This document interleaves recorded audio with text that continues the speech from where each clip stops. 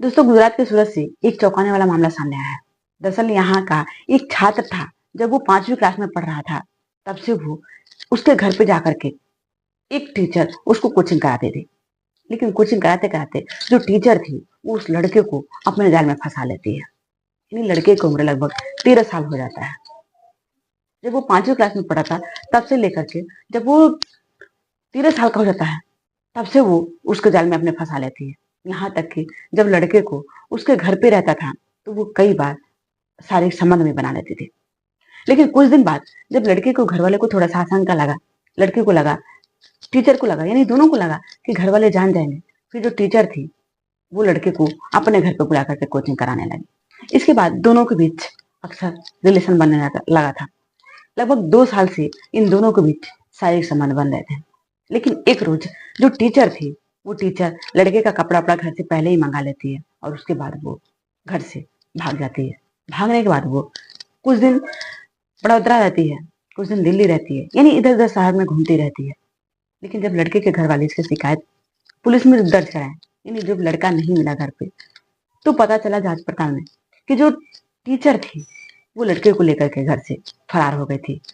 जब पुलिस उसे पूछताछ करे तो पता चला कि उसके पेट में, यानी जो टीचर थी उसके पेट में उसी स्टूडेंट का बच्चा है।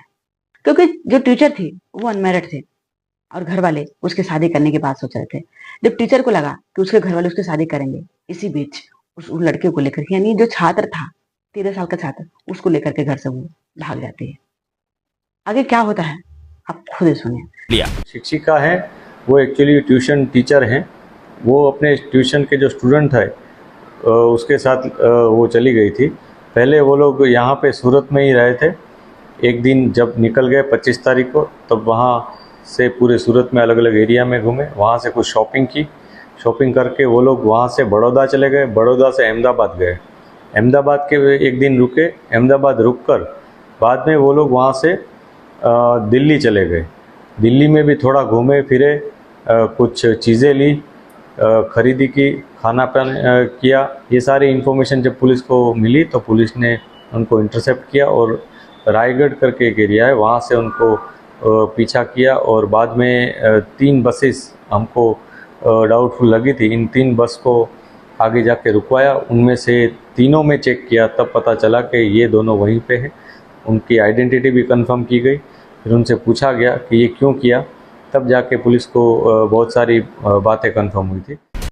दोस्तों, ये वीडियो को ज़्यादा से ज़्यादा शेयर करें। जय हिंद, जय भारत।